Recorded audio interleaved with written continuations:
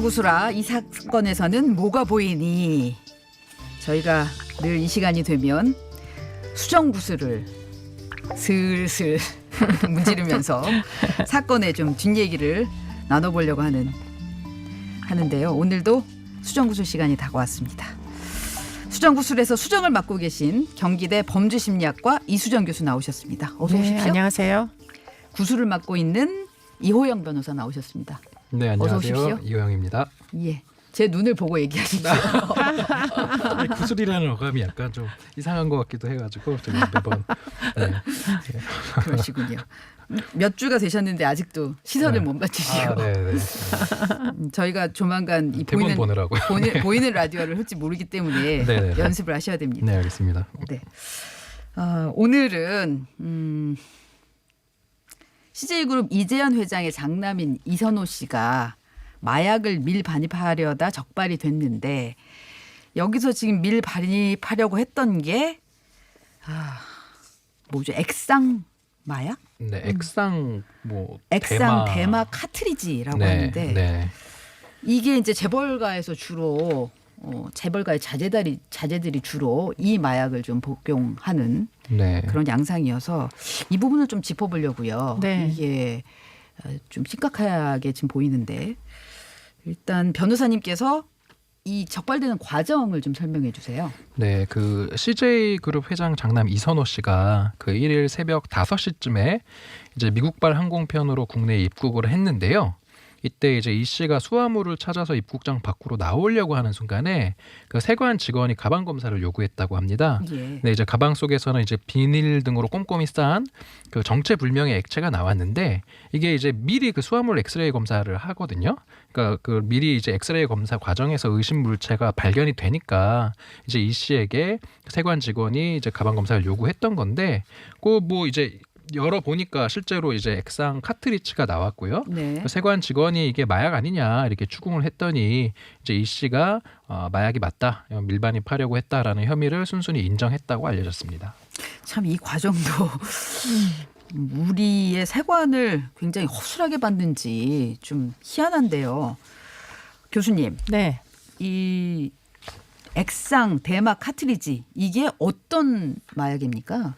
그러니까 뭐 우리가 대마초라는 건 뭐 꽤 많이 아시잖아요. 알려져 있죠. 예. 근데 이제 이 대마초는 이제 아주 어떻게 보면 농축이 덜 된 뭐 물질이라고 볼 수 있고요. 네. 예, 그런데 이제 이 액상 카트리지는 그것을 농축을 해가지고 용기에다 담아가지고 결국은 이제 전자담배처럼 전자기기에 끼워가지고 이제 흡입을 하는 그런 형태로 만들어져 있고요. 그러니까 액상이니까 물인데 네. 보니까는 제가 저 화면으로 띄워보니까 일종의 캡슐처럼 돼 네, 있어요. 그렇습니다. 예, 예. 이거를 전자담배 처럼 빨대에다가 끼워서 네. 그러니까 그렇게 흡입을 한다는 거죠. 네. 그래서 결국에는 이제 이게 그 개당 무게가 한 15g 정도 되고요.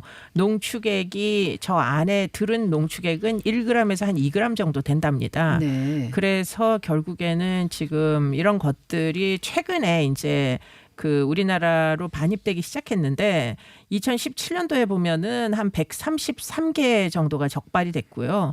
그런데 이제 2018년도에 이게 갑작스럽게 늘어가지고 1995g.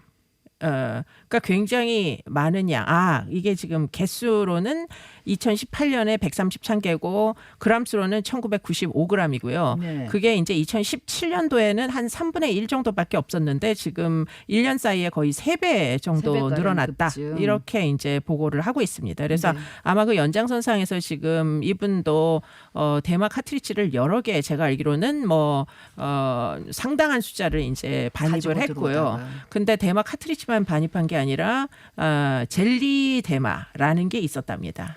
젤리형 대마요? 네, 그거는 그러니까 또 뭐 뭐죠? 그것도 역시 뭐 대마에서 이제 농축을 시킨 오일을 뽑아가지고 그 오일을 사탕처럼 이 젤리 사탕 있잖아요. 예. 이렇게 끈적끈적하게 씹는 예. 거 그런 방식으로 가공한 이제 그런 그 형태의 마약인데 이것도 역시 뭐 대마를 흡연했을 때보다도 거의 한 두세 배부터 수십 배까지의 이제 그 환각성이 강하다고 그렇게 알려지고 있습니다. 네, 보니까는 그러니까 응축돼 있으니까 네. 환각성도 강하고 그리고 또 비싸기도 하네요. 보니까 가격이 굉장히 비싸가지고 이게 그램당? 사실은 뭐 그람당 47,000원이고 금보다 정확히 얘기하자면 4배 이상 네 배 비싸다. 이상 비싸다. 네. 오히려 그램당 금이 47,000원이면 아, 이거는 한 20만 원 네네네, 가까이 거의 된다는 20만 거네요. 원이군요. 되게 네, 피부에 네, 확 네. 와닿네요. 금이 금보다 4배. 금일그램이 네. 47,000원인데 이거는 그램당 20만 원이니까 금보다 한 4배 정도나. 4배 정도 되게 네. 비싸네. 네. 비싸네요. 그래서 이게 재벌가들의 마약이다라는 얘기가 나오는 것 같은데 네. 이렇게 발각될 가능성이 높음에도 불구하고 이거를 갖고 들어왔다는 건 그만큼 중독돼 있다는 건가요? 뭐 무엇에도 불구하고 이게 꼭 필요한 이런 사람이라고 사실 봐야 될 것 같고요. 지금 이런 종류의 이제 액상 마약까지 손을 댄 사람들이 사실은 이 1인이 아니고 뭐 최근에 이제 알려졌던 지금 빅뱅의 탑도 액상 대마를 2017년도에 사용한 것으로 지금 보고가 되고 있고요. 네. 그러다 보니까 2017년, 2018년도에 지금 이런 형태의 이제 농축 대마를 반입해서 사용한 사람들로 뭐 적발되는 건수가 굉장히 늘었다고 합니다. 그러니까 갈수록 더 자극적인 걸 찾는 뭐 그렇습니다. 이런 양상인 거 아닌가 네. 싶은데 변호사님 네. 그런데 형평성 논란이 지금 일고 있어요. 네네네. 왜냐하면 그렇죠. 같은 혐의를 받았던 SK그룹이나 현대그룹의 이 손자들 네. 하고 달리 이선호 씨가 지금 조사를 받고 그냥 집으로 돌아갔다는 거거든요. 그러니까 아까 이제 그렇게 세관에서 적발이 되면 이제 보통은 현장에서 긴급 체포되었다가 네. 이제 구속영장이 청구되어서 실제로 영장이 발부가 돼서 구속되는 그 수순을 밟는 것이고요. 실제로 현행범이라고 봐야 되는 거잖아요. 그렇죠. 현행범이죠. 네, 현행범 갖고 들어온- 전형적인 현행범 전형적인 체포죠. 현행범인데. 그 밀반입하다가 이제 적발이 됐으니까. 예. 그래서 실제로 이제 같은 혐의를 받았던 SK그룹 장손 이제 최 씨와 그다음에 또 현대그룹 3세 정 씨가 있었는데 두 불 다 긴급 체포됐고 바로 구속영장이 청구가 됐었거든요. 예. 그런데 이들과는 다르게 이번에 이제 CJ그룹 이제 이선호 씨 같은 경우는 집으로 돌아갔다고 합니다. 이게 조사를 현장에서 받고 그 액상 카트리지 수십여 개는 이제 압수를 당했고요. 네. 그리고 나서는 이제 집으로 돌려보내니까 이거 봐주기 수사 아니냐.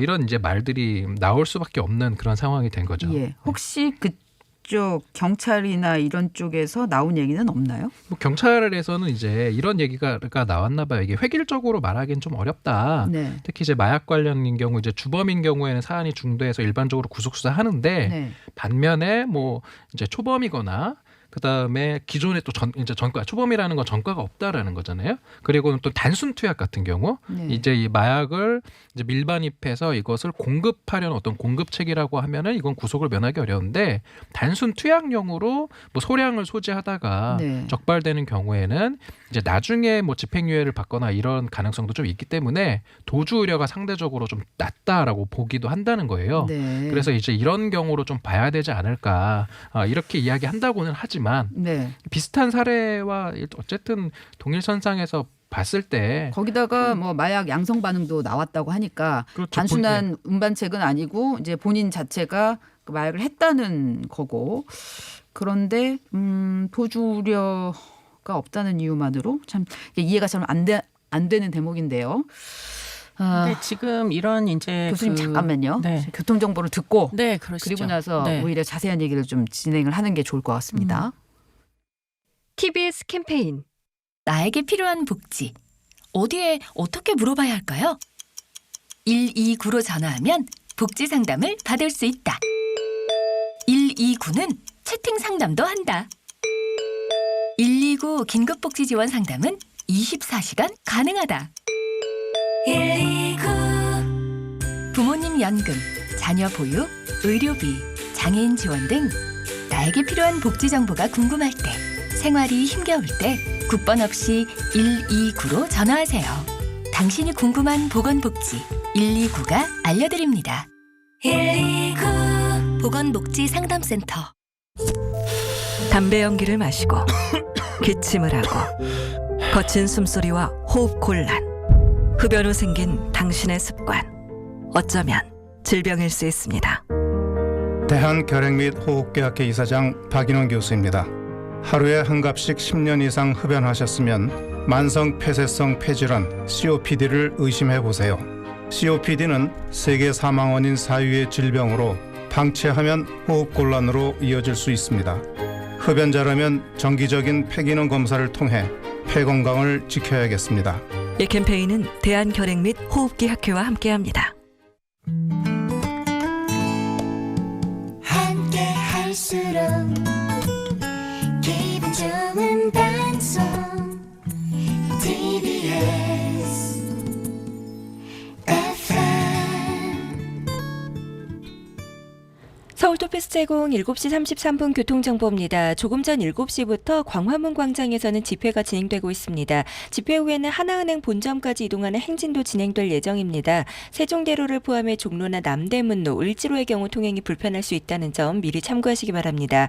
더불어 서울 시내 곳에 따라 비가 내리는 곳들도 많습니다. 안전운전에도 신경 쓰시기 바랍니다.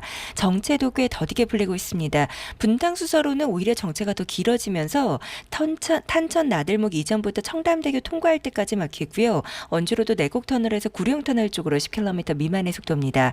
강남대로는 신사역에서 논현역 사거리 구간 양방면, 신반포로 구반포역에서 고속터미널 사거리 쪽으로 움직임 없습니다. 교통정보였습니다. 아침 뉴스는 잊어라. 신선한 저녁 뉴스. 라디오를 켜면 뉴스가 내 눈앞에 딱. 뉴스 배송은 색다른 시선. 색다른 시선 이숙입니다. 화요일에 인기 코너 수정구술 진행하고 있습니다. 경기대 범죄심리학과 이수정 교수 그리고 이호영 변호사와 함께하고 있습니다. 오늘은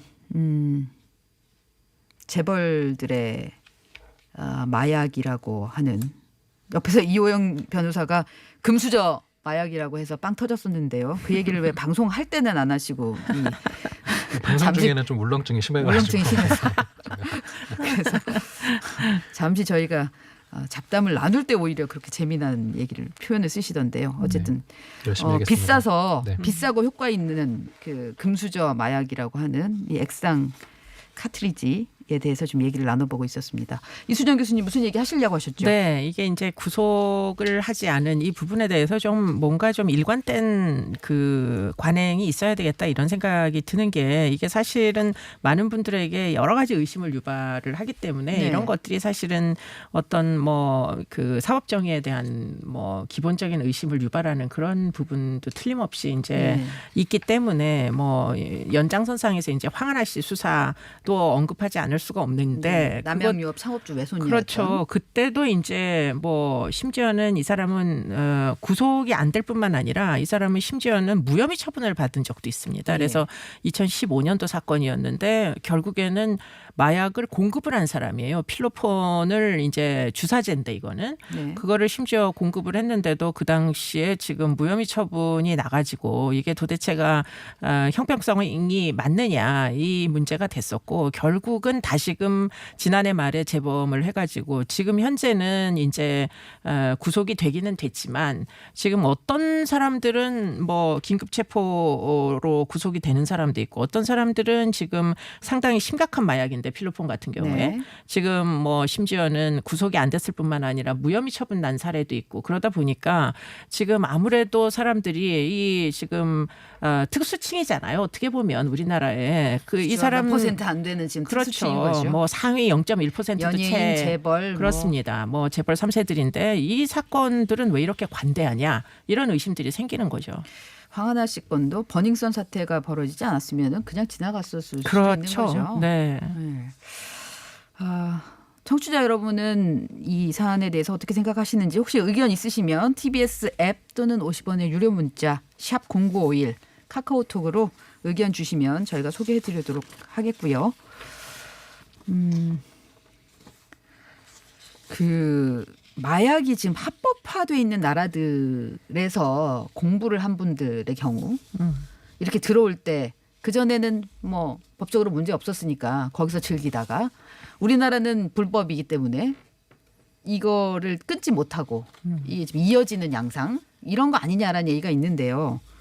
뭐 그렇게 볼 수도 있습니다. 사실은 이 친구들이 대부분 이제 조기 유학들을 가가지고 집안에서 사춘기를 보내고 부모들한테 가정교육을 받고 뭐 사회적인 규범이 내면화되고 이런 과정을 거치지 않은 채 어린 시절부터 다 해외에서 어린 시절을 보내고 네. 학교를 다니고 부모 없이 생활하고 이러다 보니까 사실은 지금 한화의 3세나 뭐 지금 뭐 뿐만 아니라 이제 이들 뭐 SK의 그 최 씨나 자제들도. 예. 예. 그런 사람들이 다 거의 비슷한 지역에서 거의 동문수학을 했던 선후배 사이다 이렇게 이제 알려지고 있어가지고 예. 이들이 결국에는 일종의 이제 범죄학 이론에서 보면 서덜랜드라는 사람의 차별적 접촉 이론, 자기들끼리끼리 무엇인가 그 하위 문화라는 게 형성이 돼 네. 있다가 결국에는 이제 국내로 결국 뭐 부모들이 다 불러들이지 않겠어요. 네. 이제 다 상속을 해줄 요량으로 그러다 보니 뭐 원치 않게 국내로 들어왔는데 문제는 아직도 규범 내면화된 규범은 이제 그 지역에 어린 시절에 그 내면화됐던 방식으로 외국 생활 네, 방식이 뭐 그대로 남아 있는 어떻게 거죠. 보면 도덕적인 해이를 이제 떨치지 못하는 거 아니냐 이렇게 이제 의심들을 하는 거죠.